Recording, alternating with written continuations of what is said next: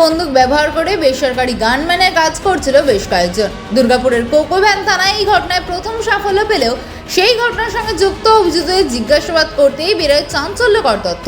আর তারপরই কুলটি থানার পুলিশি অভিযানে কুলটির বিভিন্ন জায়গা থেকে মোট 5 জনকে গ্রেফতার করতে সক্ষম হয়েছে কুলটি থানার পুলিশ।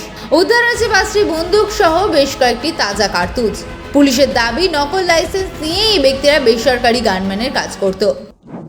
অর্ক মোবাইল ফোন মানে একটা দোকান ছিল কল্যাণেশ্বরীতে, ওখানে একটা চুরি হলো অন 1 তারিখ।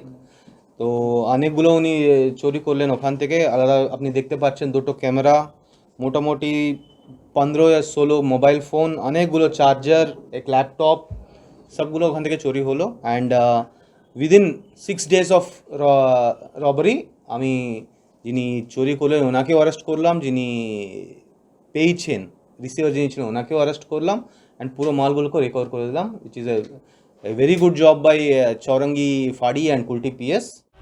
বিহার থেকে এই বন্দুক আনা হতো। পুলিশ এই পুরো চক্রকে ধরার চেষ্টা করছে বলে জানিয়েছেন আসানসোলের দুর্গাপুর পুলিশ কমিশনারেটের ডিসি সন্দীপ কাররা। ধৃতরা হলেন বিকি যাদব, শেখ রেফাই, প্রকাশ টোনিয়া, গোপাল কেস্টি ও জগনারায়ণ সিং। ধৃতরা কুলটি থানার ধেমো মেইন, কুলটি ও ঝাড়খণ্ডের বাসিন্দা। তাদের কাছ থেকে 2টি ডাবল ব্যারেল বন্দুক, 3টি সিঙ্গেল ব্যারেল বন্দুক ও 18 রাউন্ড তাজা কার্তুজ উদ্ধার হয়েছে। অন্যদিকে কল্যাণেশ্বরীতে একটি মোবাইল দোকানে চুরির ঘটনায় পুলিশ 4 জনকে গ্রেফতার করতে সক্ষম হয়েছে। একই সাথে উদ্ধার হয় চুরি যাওয়া জিনিসপত্র। এই ঘটনা নিয়েও এদিন আলোকপাত করেন ডিসি সন্দীপ কাররা।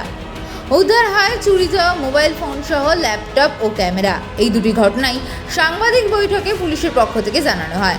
উপস্থিত ছিলেন DC west Sandeep Karra, ACP Kulti Sheikh Javed Hossain, Kulti থানার ভারপ্রাপ্ত আধিকারিক কৃষ্ণেন্দু দত্ত সহ চৌরঙ্গি ফাঁড়ির আধিকারিক কার্তিক চন্দ্র ভুঁই ও পুলিশ আধিকারিকরা।